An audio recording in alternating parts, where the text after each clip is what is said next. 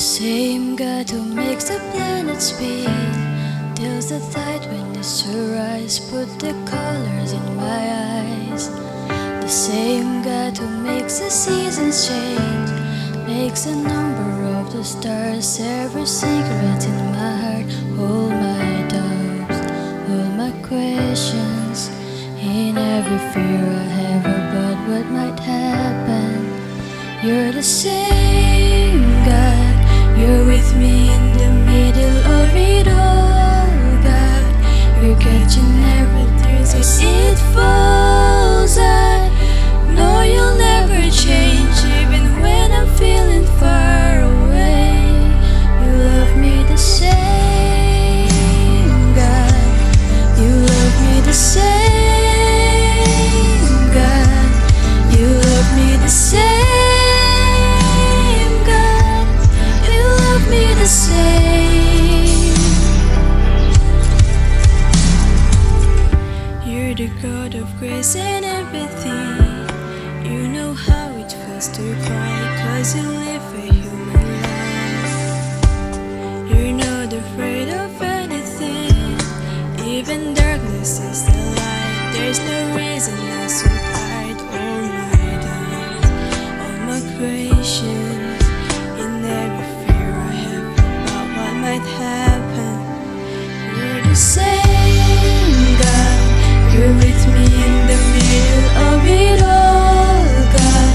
You're catching every tear as it falls. I know you'll never change, even when I'm feeling far away.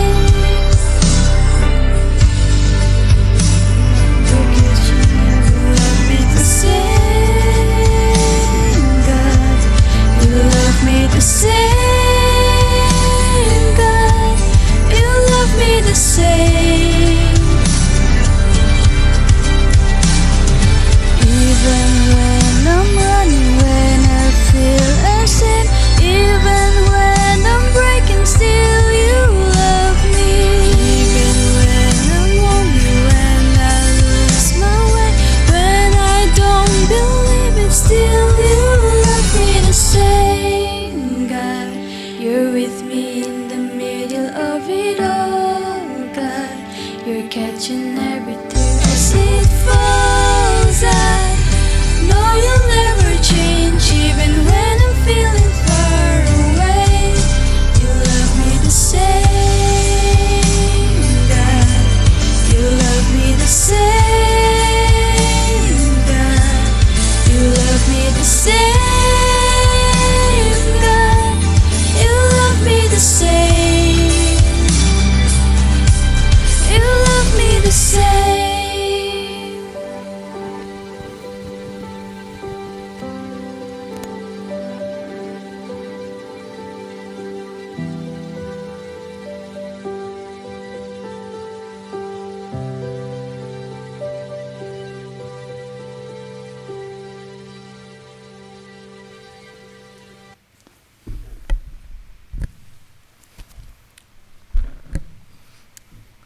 At this time, I would like to invite the church members to join with me in prayer as we intercede. And also, I would like to encourage the ones who have joined us and you are watching us wherever you are to pray with me as we seek the Lord in prayer. Our gracious, loving Heavenly Father, Lord, King of Kings, Lord of Lords, Father, at this time we acknowledge that you are the giver, redeemer, and sustainer of everything that we enjoy. Father, we want to thank you for adding this day in our life. As we are in the Sabbath hours, we would like to thank you for keeping us safe and secure from all the harms and dangers, Father. And also as we continue with this Sabbath hour, we invite your presence to be with this church and also the members who are joining us and the ones who are watching this video. And also, Heavenly Father, I would like to pray for your servant as he prepares to speak from your throne of grace. Heavenly Father, may every single word be yours and the blessings be ours, Father. And also we would like to pray for our regular church members, the retirees, and if there are any visitors among us, we would like to pray for them as well, Father. And also we would like to acknowledge the presence of the ones who are posting their comments as prayer request. Father, we would like to pray for them as well. And also at this time we would like to pray for the ones who are sick. Heavenly Father, touch your healing hand upon them that they might come back to their normal life and witness you in the days to come. And also at this time we pray for somebody who lost their loved ones. Father, we do not know what pain they are going through, but we believe that they can find true comfort in you, Father. And also we pray for the ones who has a broken heart. Emotionally we are down. Heavenly Father, looking into what is happening around us, especially this health crisis that in which we are in. Father, we look up to you and we know that you are the creator of this universe and you have a reason for everything that is happening. For we know that you have an answer for all that is happening as well, Father. Help us to look upon you and find the perfect comfort as well as peace in you. Once again, we would like to submit ourselves into your care and keeping. Keep us all safe and keep us all faithful until you come in the clouds of heaven, Father. At this time, we also would like to thank for your Son Jesus, the compassionate Savior who made infinite sacrifice for each one of us. And as a result, when your Son comes in the clouds of heaven for the second time, we will all be granted a place in your eternal kingdom, because we pray in Jesus' name. Amen.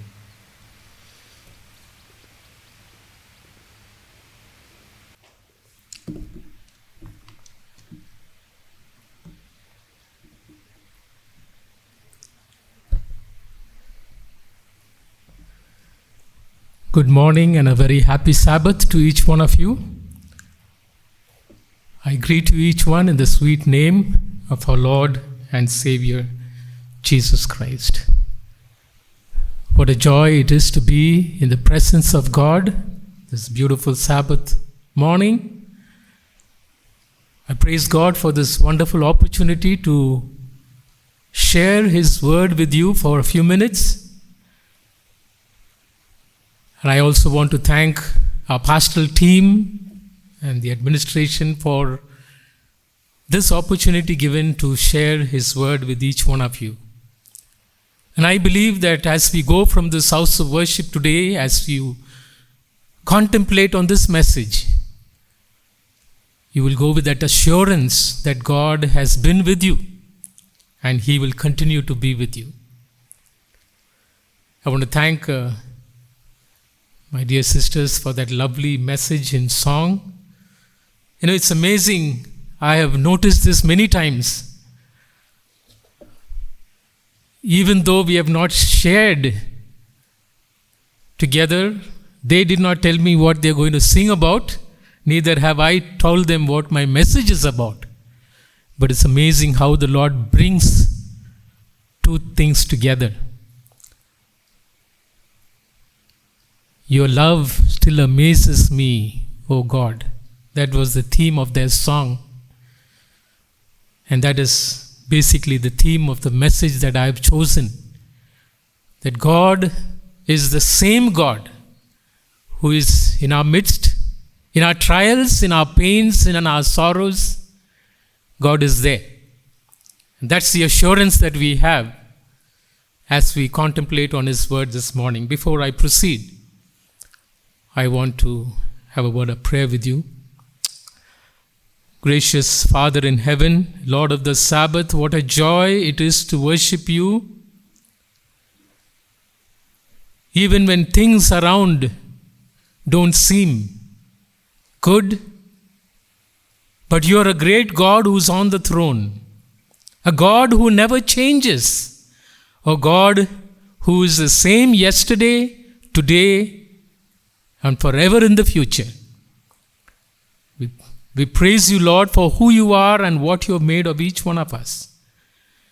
And this morning, as we open our hearts to listen to you speak to us, fill us with your Spirit, and may we go with the assurance that you have been with us. Because I pray these blessings in Jesus' name. Amen. You would have noticed that almost all the sermons that were preached from this pulpit in the last year or so had been sermons in one way or the other connected to the current situation that we are in. This pandemic that has swept this world, this pandemic that has affected the lives of every single person who lives on this earth. This pandemic that has completely changed our lives, brought about a new normal that I believe is going to be our watchword henceforth. This morning, although my sermon may not directly depend or based on the pandemic that is sweeping across the nations and many lives that have been affected through loss of life, I want to reassure each one of us that in the midst of it all, there is a God who loves us and a God who is taking care of each one of us. And I thought that as I begin this message this morning, that I would reflect on a poem written maybe not very recently, maybe an old one, but certainly something that applies to the context in which we live today. This poem is written by Vince Rivera, and the poem is entitled, Life is a Gift. Life is a gift. And my dear fellow believers in Jesus Christ, if we have never understood the value and the significance of life,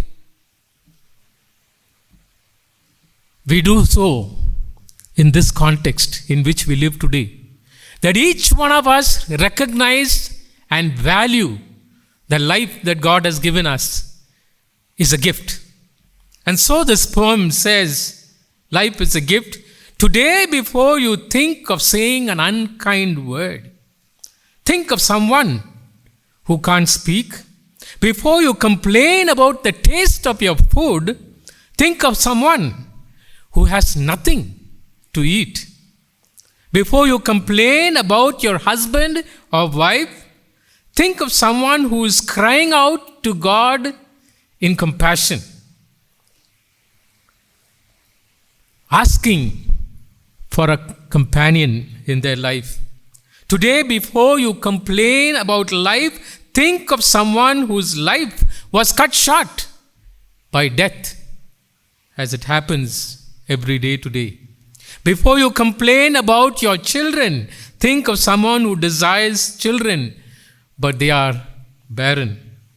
Before you argue about your dirty house, someone who didn't clean or sweep, think about the people who are living on the streets today. Before whining about the distance you need to drive, think about someone who walks the same distance every day. And when you're tired and complain about your job, think of the unemployed, the disabled, and those who wished they had your job. But before you think of pointing the finger or condemning another, remember that not one of us are without sin, and we all answer to one Maker. And when depressing thoughts seem to get you down, put a smile on your face and thank God you are still around. When depressing thoughts seem to get you down, put a smile on your face and thank God you're alive and still around. If you have not valued and understood the significance of life, you do so now. When there is death all around us, when there is pain, when there is heartache, when there is so much of chaos and confusion, when the economy has collapsed, when social life has disintegrated, think and thank God you're alive and that you're still around. Life is a gift. Live it, enjoy it, celebrate it, and fulfill it. Somebody said truth is like oil. No matter how much you pour water on it, it will not stand. Your mind is like a garden. Your thoughts are the seeds. You grow flowers or you can grow weeds. It all depends on your perspective. There are two important words that require our consideration this morning. The first word is a word that I already mentioned, the word perspective. Your outlook or your perception. How do you view life? What is your perception of life? And particularly in the context in which we live today, when life is no longer certain, life has become so uncertain. You do not know when the call of death would knock at your door. What is your perspective on life? Thinking about this word perspective, I am reminded of a picture that I used to have on my wall in my home. I don't have it now. But at that time when I had that picture, I had framed this picture and it was right in the front room. And anybody who came to my room, their eyes were first on that picture. And they would say, what is this picture? They can't make sense of this picture. It didn't seem to make any sense. And they would ask me, what is this picture? What is it talking about? And I would say, just look at it. Look at it carefully. Let your eyes, go around it and cast your vision and you will see what this picture is. And so, they would go there and they would look this side and look that side and stare at it for a while and so on. And then suddenly, they would just have a smile on their face and they would say, oh, beautiful! This is beautiful! Because what they saw in that picture was a picture of 4 tulips. And there's also a picture of hummingbird with his beak to these tulips, sucking honey.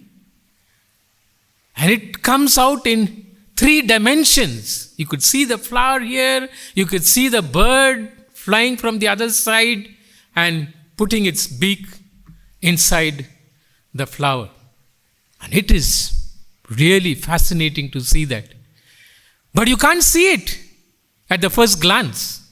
I had several pictures like that, by the way. I still have them somewhere. And this particular picture really fascinated me, so I had it framed and so on and put it up in my front room. But once it fell and the frame came off and I didn't bother to fix it up again. That tells us about the perspective that we have. How do we look at life? What does the life teach each one of you? And as I said, your mind is like a garden, your thoughts are the seeds. You can grow flowers or you can grow seeds. It depends on your perspective. And the second word that I want us to consider this morning is the word resilience. I don't know how many of us know this word. It's a very powerful word, loaded word. Resilience means the capacity to recover quickly from difficulties and or toughness in difficult situations. That is the word resilience. And I want us to consider these two words today. What is our perspective as we look around and as we see things happening around us? And are we resilient to the difficulties? Do we recover quickly from what happens around us? Are we tough in accepting what happens around us? Humanly, it is not possible. But when we recognize that we have a faithful God who is seated on the throne up above, a God who loves us, a God who does not change, He still loves us with the same love as was brought to us by that song today. James 1:17 says, every good and perfect gift is from above and comes down from the Father of lights, with whom there is no variation or shadow of turning. Every good and perfect gift is from above. And 1 John 4:8 says, whoever does not love does not know God, for God is love. These passages from Scripture set forth two major truths about God. Number one, that God is love. No matter what the circumstance may be, no matter what happens around us, no matter what happens in your life, in your family, God is the same and His love is the same. He is a God of love. And the second grows out from this first idea, that God gives gifts. Not just ordinary gifts, but good and perfect gifts. You know, Satan has endeavored to obscure the truth about God throughout the centuries. And in every part of the world, he has pictured God as a God of anger, a God who wants to harm his earthly children, a God who watches their every move in order to catch them in some mistake and punish them. Some people even attribute the present pandemic situation to the anger and the wrath of God. Satan has always portrayed God as being far more interested in justice than in mercy. But here is a truth that I want to bring to you about God. And this is most beautifully penned in the words of F.M. Lehman. And it came out as a song. It's one of those stanzas in this song. And these are the words. Could we with ink the ocean fill, and where the skies a parchment made, where every stalk on earth a quill, and every man a scribe by trade, to write the love of God above would drain the ocean dry, nor could the scroll contain the whole, though stretched from sky to sky. I'll put that a little more better, easier way to understand. Could we with ink the ocean fill? Just imagine if the ocean, instead of water, it is filled with ink, and the sky is made of parchment or paper or any material to write on. And if every stalk on this earth is a quill or a pen, and every man is a scribe by trade, if every person has a quill or a pen in his hand and he is going to write on the parchment of the sky or the paper with the ink that is in the ocean filled, To write the love of God above would drain the ocean dry. This whole ocean full of ink would be dry if you were to write the love of God. Nor could the scroll contain the whole, though stretched from sky to sky. Even if you use the whole paper to write the love of God, it could not contain, though stretched from sky to sky. That is the amazing love of God. Isaac Watts said, "Thou God seest me." Now he did not write it with the understanding that God is waiting, He is seeing, waiting to catch you and punish you. But this is a perspective when Isaac Watts wrote, when he said, "Thou God seest me," he says God loves you so much, He can't take His eyes off you. He loves you so much, He can't take His eyes off you. His eye is fixed with your eyes. And it's just like two young people who are in love. And as they look at each other, they can see love flowing from their eyes to each other. They even speak to each other through their eyes. You see that love radiating through their eyes. Well, Isaac Watts says, God loves us so much that His eyes are on us. He has to keep His eye on us. He cannot take His eyes off us because He loves us. And that love can be seen through His eyes. There is nothing like the love of God. It is the most overwhelming thing I have ever encountered in my whole life. It is the greatest thing God ever did for any of us today. That's the love that sustains us through all the tragedies and failures in life. You know, this little book, 1 John, written by John, the Apostle. It's a wonderful book, just 5 chapters. But this book is a book of love. Those of you who want to know about love. Yes, one of the chapters that we all know very well is 1 Corinthians chapter 13, which talks about love. But here is a book that talks about love and particularly God's love in these 5 chapters. Here, the word love is mentioned 46 times in 135 verses. And this was written to combat a heresy at that time known as Gnosticism. The Gnostics believed that knowledge was power, and they felt they had a special knowledge of God and His ways. And so John is writing here to put them in their place. And as he does, he tells the rest of us about a great God and a great love for great sinners. Not Gnosticism, not knowledge, but it is a special knowledge of God and His ways. I want you to look at this.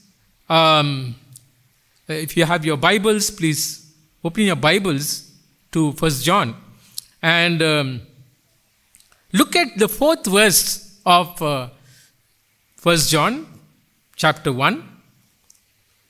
It says, "And these things write we unto you, that your joy may be full." That your joy may be full. Reflecting on the words of John when he wrote the Gospel of John, John chapter 10 verse 10. "I have come that they may have life and have life in all its abundance," or to its fullness. That is the love that God has for each one of us. He wants to lavish us with His love so that we can also enjoy life to the full.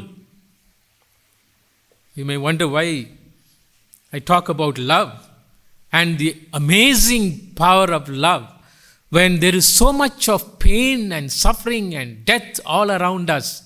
that I am talking here about the love of God. But that's what it's all about. Same book, 2nd chapter, verse 1.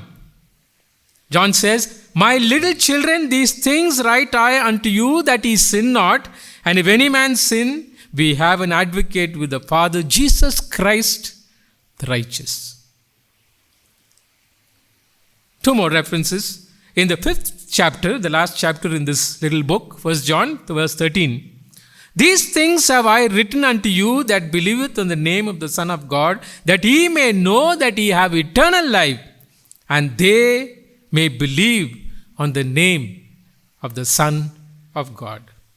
And the last passage I have is from 1 John chapter 4, verse 11, which says, "Beloved, if God so loved us, we ought also to love one another."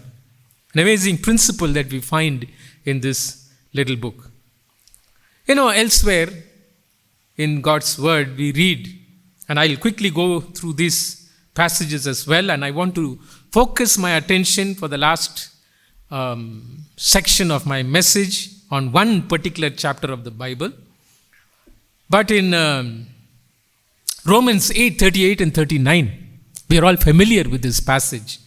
It says, "For I am persuaded that neither death, nor life, nor angels, nor principalities, nor powers, nor things present, nor things to come, nor heights, nor depth, nor any other creature shall be able to separate us from the love of God, which is in Christ Jesus our Lord." What an amazing promise God has given us today in the situation in which we are living. "I am persuaded that neither death nor life, nor angels or principalities or powers or things present or things to come, neither height nor depth, nor any other creature shall be able to separate us from the love of God, which is in Christ Jesus." Jeremiah chapter 31, verse 3. I'm sure that you want to look at this as well. It says, "I have loved you with an everlasting love." That's the love of God.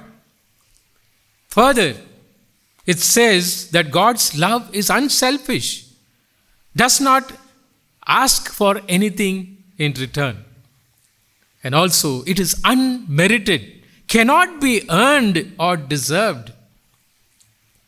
Jesus Christ, looking at the city of Jerusalem, he makes this statement, "O Jerusalem, Jerusalem, thou that killest the prophets and stonest them which are sent unto thee, how often would I have gathered thy children together, even as a hen gathereth her chickens under her wings, and ye would not."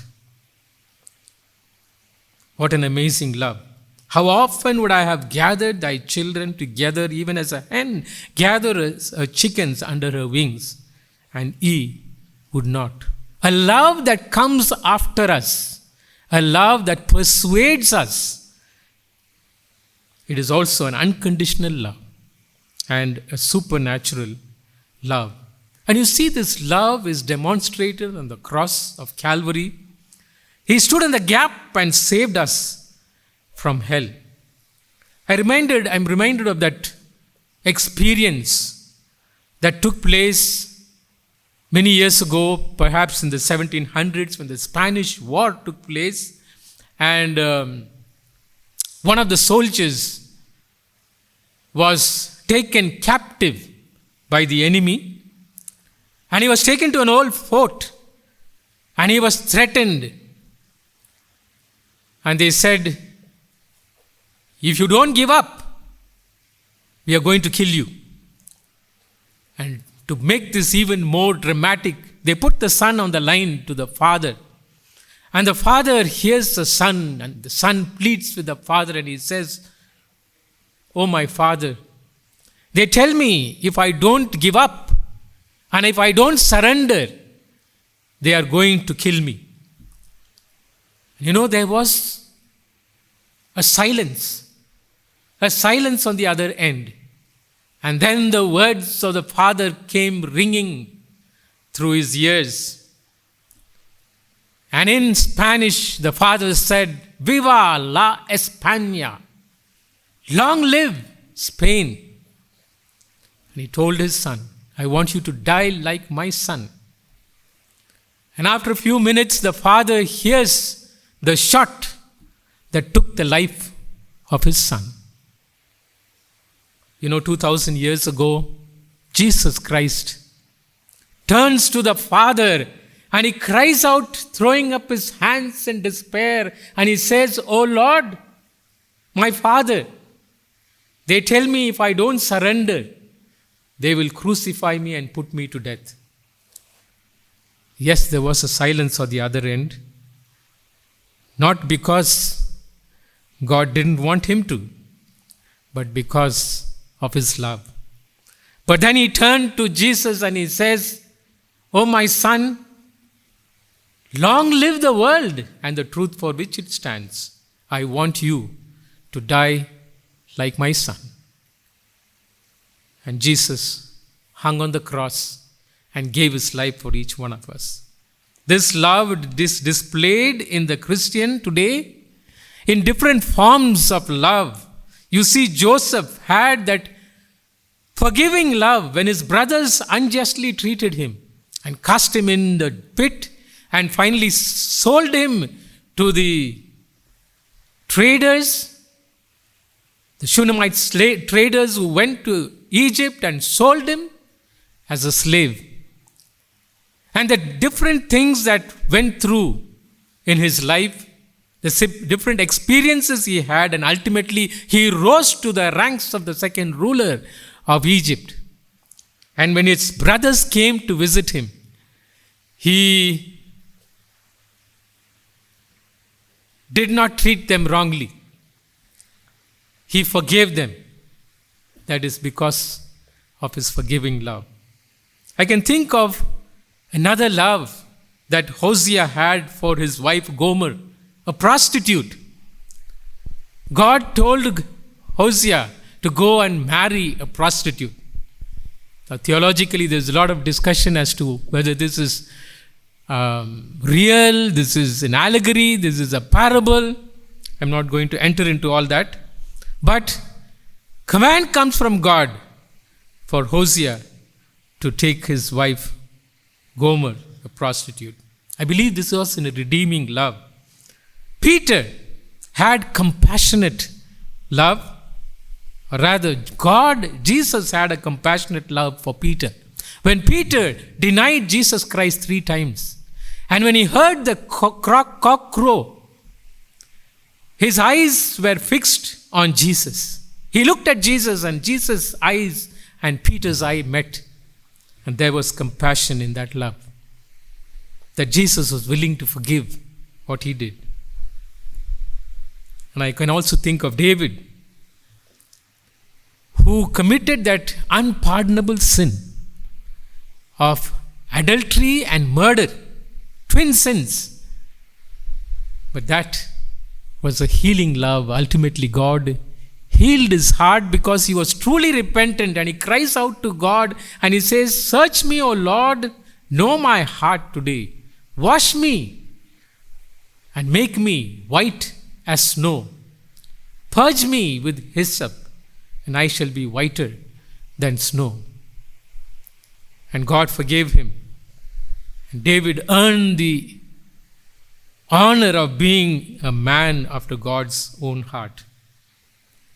Well, the second aspect, as I said, is based on the love of God, is this, that God gives us good gifts. In the Sermon on the Mount, Jesus said, "If ye then, being evil, know how to give good gifts to your children, how much more will your Father who is in heaven give good gifts to those who ask him?" God is willing to give good gifts to each one of us. And I'm sure that you must have seen your children when they receive a gift on Christmas Day perhaps. And then when the time comes for them to open up the gift, they just tear it apart. And you can see the glee on their face and the squeal of delight as they see that precious gift given to them. God is willing to give us such gifts. even today. God is a giver. Whatever we have, whether little or much, it has come to us as a gift from God, because we brought nothing into this world, and certainly we cannot carry anything out of this world. Because Psalm 24:1 says, "The earth is the Lord's and the fullness thereof." Everything we have on this earth belongs to the Lord. There is nothing you can give back to God in return. I'm reminded of this little story of this girl. This little girl who wanted to gift her dad with a nice pair of shoes on his birthday the next day. And she tells with all excitement, she tells her friend, "I am going to gift my dad a new pair of shoes for his birthday." Well, her friend was happy to hear this. But then she looked at her friend and she said, "But from where are you going to get this money to buy this costly pair of shoes for your father?" And the girl looked at her friend, and with a smile on her face, she says, "Well, I'll ask my dad for the money, and I will buy him a pair of good shoes."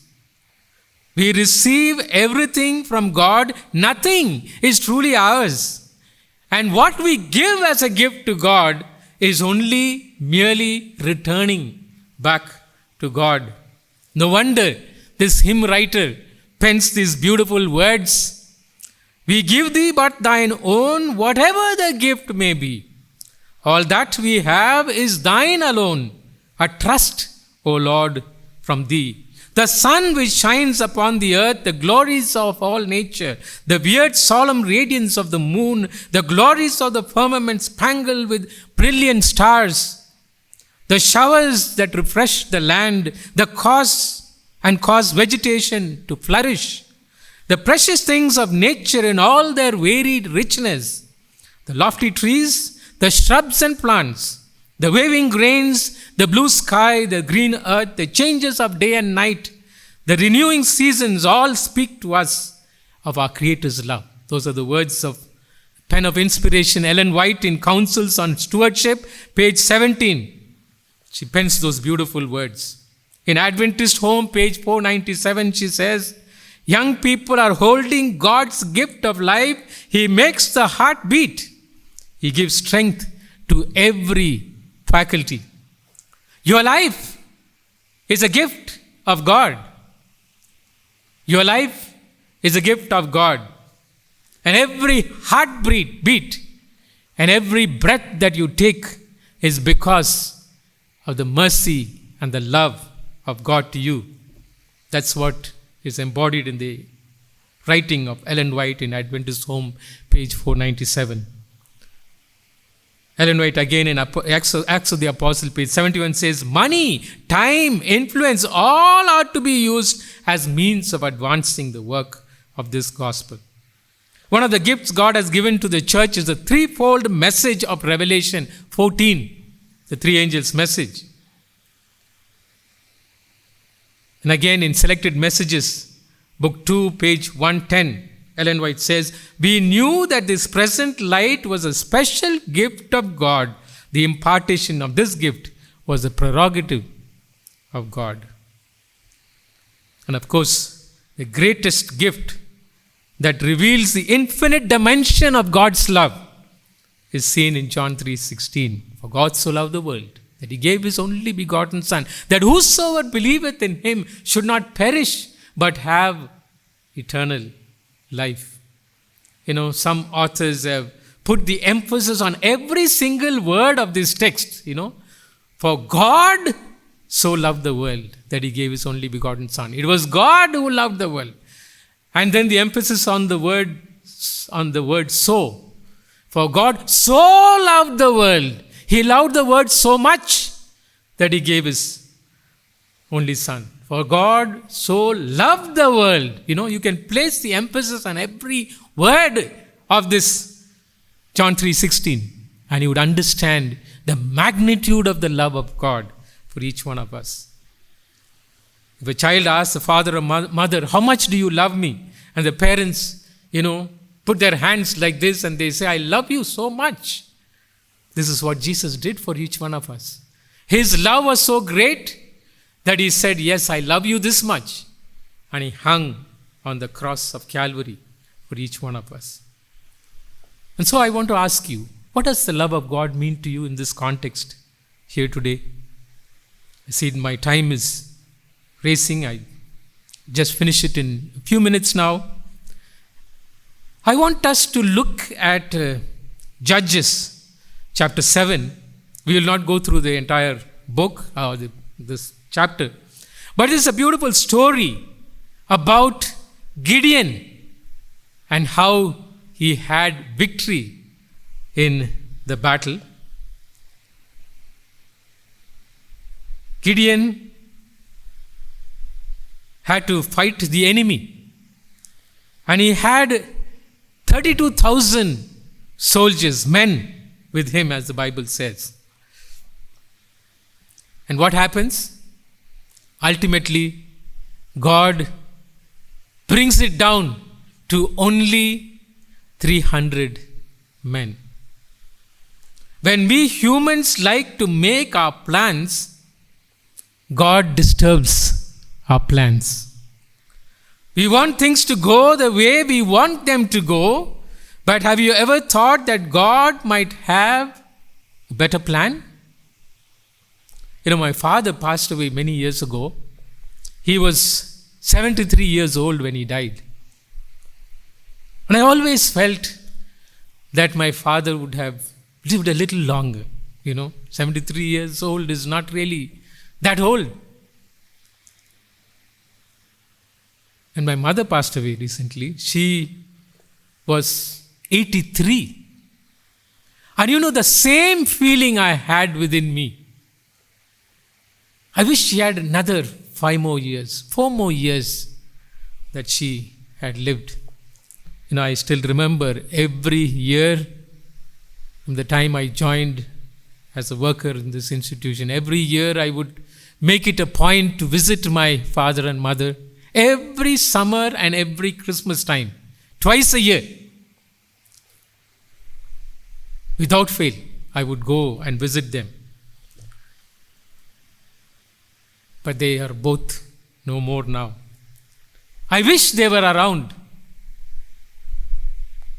That is what I desire. That is my plan. But God has His own plan. When Peter and the others had fished all night without catching a fish, Jesus told them to cast the net on the deep waters that they would get a catch. Peter's plan was to forget fishing and to go home. But when he obeyed God, he found out that was a better plan. When Jesus told his disciples he was going to die, Peter rebuked Jesus and he said, "You're not going to do that." But Peter later realized when Jesus went to the cross, certainly that was a better plan for this world. When Goliath saw David coming to meet him for battle, he had plans to kill him and feed his carcass to the birds of the air. But when the stone sank deep into Goliath's forehead and he fell to the earth, dead, he found out that God had a better plan.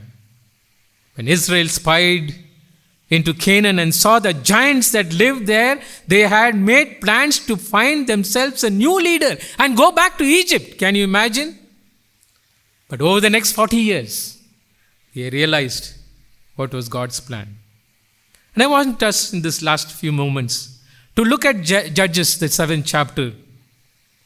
We find here God's plan may not be the easiest plan. It may not be the most popular plan. It may not be the smartest plan. But God's plan is always the best plan for our lives. Because in verse 2 it says, "And the Lord said unto Gideon, the people that are with thee are too many for me to give the Midianites into their hands, lest Israel vaunt themselves against me, saying, mine own hand hath saved me." So God says, I'm going to reduce the number from 32,000. And you read in the ensuing verses that God makes a plan and He says, tell the people Whoever wants to decide to go back home instead of going in for battle, ask them to go back home. So, 22,000 out of 32,000, imagine 22,000 said we will go home, and only 10,000 was left. And when God looked at 10,000 men, soldiers, he tells Gideon, no, this is also too many. And he puts them through a test. And you know how they had to go and lap water like a dog laps water with its tongue, instead of sitting down, squatting and kneeling down and taking their time to drink. God said, there were 300 men who did this, who lapped water like a dog. And God said, take these 3 men and you're going to have victory. Amazing plan that God had. But he had victory. It was a declared plan. Here is Gideon. He had seen 32,000 men reduced to just 300 men. His plan was to march for battle with 32,000 soldiers. But God said, no, that's not what I want. I want only 300 soldiers with you. And he reduced the soldiers. In verse 13 it says, when Gideon was come, behold, there was a man that told a dream unto his fellow and said, behold, I dreamed a dream, and lo, a cake of barley bread tumbled into the host of Midian and came unto the tent and smote it that it fell and overturned it. And the tent lay along. And his fellow answered and said, this is nothing else save the sword of Gideon, the son of Joash, a man of Israel. For into his hand hath God delivered Midian and all his hosts. Through that dream, God made sure that he gave the message to Gideon that this is what it's all about. Knowing God's plan requires prayer, holiness, and patience. But be sure in his time, he will reveal his plan to each one of us. Because his plan is a concrete plan. His plan is a distinct plan. His plan has never failed. But what it calls for is, it requires our surrender. Imagine if Gideon had not given into the plan of God, I am sure he would have gone into failure. You see, when Gideon learned that this fight was not about himself, Gideon, his army, or even the enemy, when he learned that this battle was about the Lord, Gideon had come to the place where he was willing to lay his plan, his goals, his dreams, his will aside, so that he might surrender to the will of God. I want to ask you today, what do you think of life? What is your plan for your life? I'm sure all of us make plans for our life. But sometimes God disturbs our plans. God stifles our plans. And he says, I want you to go this direction. When I had decided something for my father and mother, God had his own plan. When I had decided something that God wants in my life, God said, this is where I want you to go. That's why Romans 8:28 is a powerful promise. We know that all things work together for good to them that love God, to them who are called according to his purpose. And as Jeremiah 29 verse 11 beautifully says, for I know the thoughts that I have toward you, saith the Lord, thoughts of peace and not of evil, to give you an expected end. God's plan requires our submission. God's plan requires our steadfastness in accepting his plan. And when things happen around us in this present context, when there is fear, when there is calamity, when there is pain, when there is death, let us not forget, God is still on the throne. God is still on the throne. Yes, we need to have faith in God. Faith that it is impossible to please God, as Hebrews 11:6 says. For he that cometh to God must believe that he is, and that he is a rewarder of them that diligently seek him. What are the results of our laying our plans into the hands of God? Then we know that victory will be ours. God's people are victorious.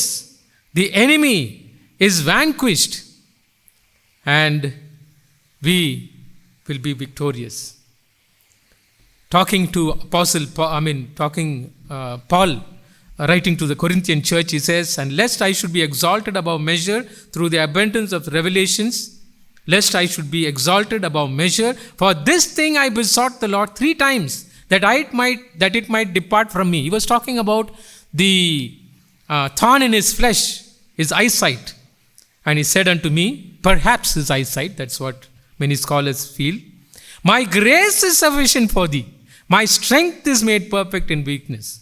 Most gladly, therefore, will I rather glory in my infirmities, than the power of God Christ may rest upon me. Therefore, I take pleasure in infirmities." When you see things happening around you, don't throw your hands in despair, because that is human nature.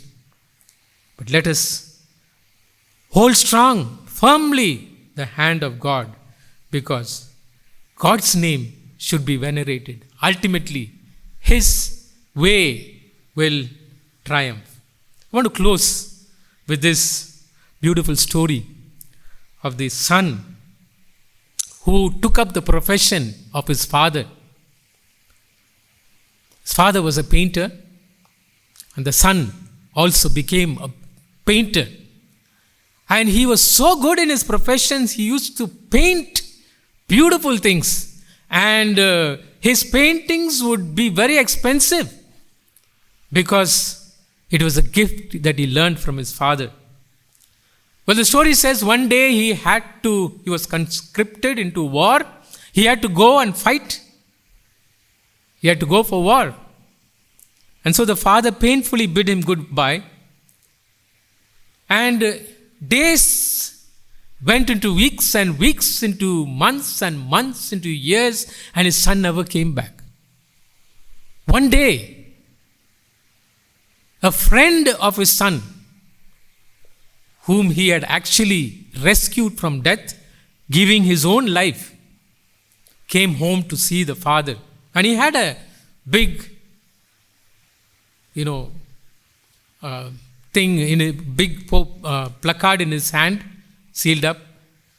And when the father saw this young man, he was longing to see his son, but he was so shattered to know that his son died in that battle, trying to rescue this same friend of his who brought this huge placard to his father.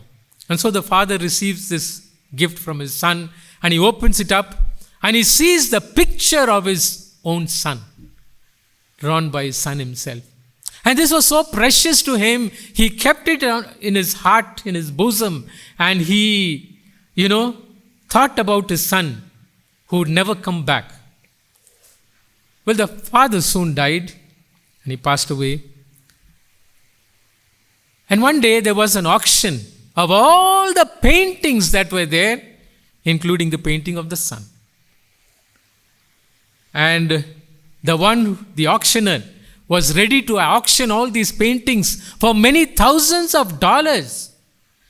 But he started with a painting of the son that the father kept in his possession. And he hit the gavel on the table and he said, $10. Anybody going for $10 for this painting? Nobody was willing to take that painting of the son. They said, get on with this. Let us go to all the other expensive paintings. We want to buy those. Well, the auctioneer said, this is the will of the Father that the painting of the Son must go first.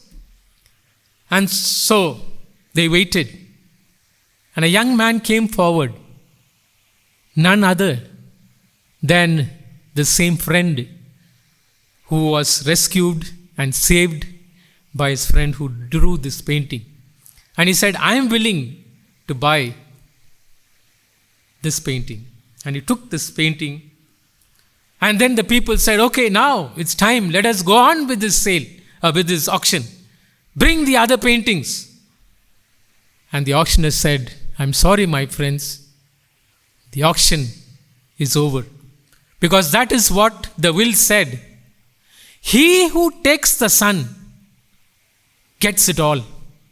He who takes my Son gets it all. All these paintings, these very valuable, expensive paintings, would go to the one who takes my Son.